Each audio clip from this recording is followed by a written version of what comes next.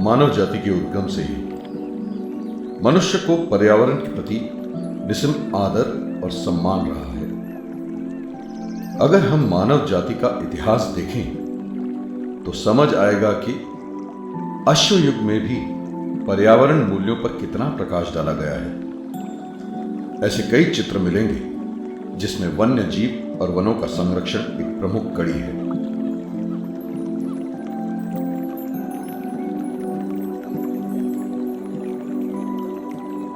जब इतिहास उजागर हुआ तब से भारतवर्ष मुख्यतः वनों का एक बहुत बड़ा क्षेत्र रहा है। इन वनों ने हमें सिर्फ बचाया ही नहीं बल्कि पाला भी है। इसके अनेक रूप हैं।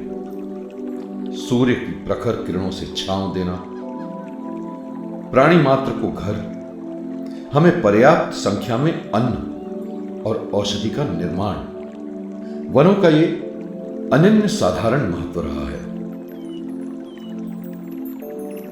वेदों और उपनिषदों में तो वनों का एक विशेष स्थान रहा है। कितने महान ग्रंथ अरण्यों में लिखे जाने के कारण ही आरण्यक कहलाते हैं। भारत ही क्या, विश्व की प्रत्येक सभ्यता संस्कृति में वनों का अत्यधिक मूल्य व महत्व रहा है। इस बात का प्रमाण प्रत्येक भाषा के प्राचीनतम साहित्य में देखा जा सकता है। इसमें समृद्ध वनों के वर्णन बड़े सजीव ढंग से और बड़ा रस लेकर किए गए हैं। इन सभी साहित्यिक रचनाओं में अनेक तरह के संरक्षित वनों की चर्चा भी मिलती है। वन ही तरह तरह की पशु पक्षियों की प्रजातियों के लिए एकमात्र आश्रय स्थल थे और आज भी है। यहां कई प्रकार की वन्य एवं वनवासी मानव जातियां भी निवास किया करती हैं। लेकिन आज नवीन परिस्थितियां बन गई हैं। बड़ी तेजी से नए नए कारखानों, उद्योग धंधों की स्थापना हो रही है। नए नए रसायन, गैसें, अणु, कोबाल्ट और बमों का निर्माण और निरंतर परीक्षण जारी है। जैविक शस्त्र बनाए जा रहे हैं। इन सभी ने धुएं, गैसों और कचरे आदि के निरंतर मिश्रण से मानव जाति तो क्या, सभी तरह के जीव जंतुओं का पर्यावरण अत्यधिक प्रदूषित हो गया है। जिस दिन वन नहीं रह जाएंगे, सारी धरती वीरान, बंजर और रेगिस्तान बन जाएगी।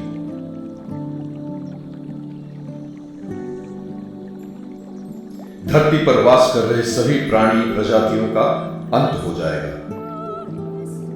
वनों के कम होते जाने के कारण अभी तक प्राणियों की अनेक प्रजातियां, अनेक वनस्पतियां एवं खनिज तत्व अतीत की भूली बिसरी कहानी बन चुके हैं। यदि आज की तरह ही निहित स्वार्थों की पूर्ति के लिए, अपनी शान और शौकत दिखाने के लिए वनों को नष्ट किया जाता रहा तो धीरे धीरे अन्य सभी का भी अंत निश्चित है।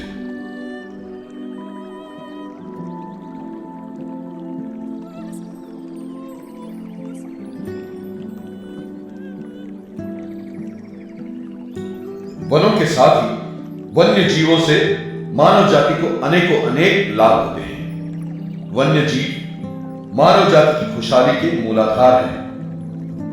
यह जीव प्रत्यक्ष रूप से आर्थिक लाभ प्रदान करते हैं, प्रकृति के संतुलन को बनाए रखते हैं तथा परोक्ष रूप से भी लाभ दे रहे हैं। इनकी महत्ता के कई बिंदु हैं। पर्यटन के क्षेत्र में वन्य प्राणियों की भूमिका महत्वपूर्ण है। राष्ट्रीय उद्यानों, अभयारण्यों, चिड़ियाघरों में पर्यटक इन्हें देखने आते हैं और पर्यटकों से अच्छी आय प्राप्त होती है। इसके अतिरिक्त वन्य जीवों से प्राप्त खाद, सींग, पंख आदि के उपयोग से विभिन्न वस्तुओं का उत्पादन किया जाता है और इनके व्यापार से आर्थिक लाभ मिलता है। पर विकास के दबाव से प्राकृतिक साधनों का विवेकहीन शोषण होने के कारण आज हमने पर्यावरणीय संकट को ऐसी कगार पर लाकर खड़ा किया है कि अब प्राणी मात्र का अस्तित्व भी संकट में है। ऐसी स्थिति में हमारी अमूल्य धरोहर वन्य प्राणियों का क्या महत्व रह जाएगा?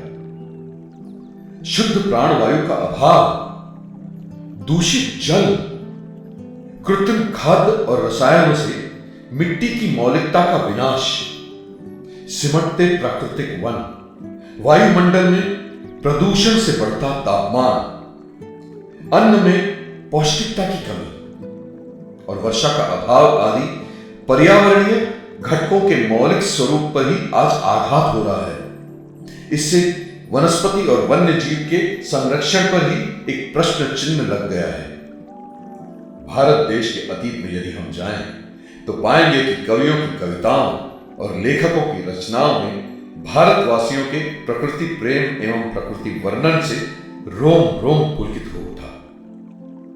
मन उनके प्रति अपार श्रद्धा पूर्ति होकर धन्य धन्य कह उठता है। रह रहकर विचार आता है कि कैसा था तब यह सुरभित देश।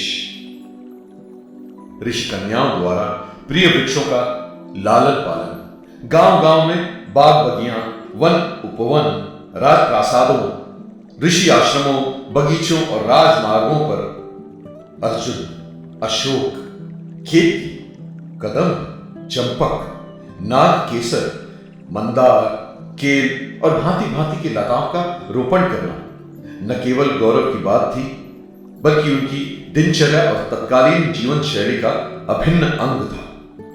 हमारे पुरखों से विरासत मिला यह प्रकृति प्रेम, वृक्षों के रूप में झलकता जीवन सौंदर्य और सुंदर वृक्षों के प्रति लगाव आज कितना रह गया है?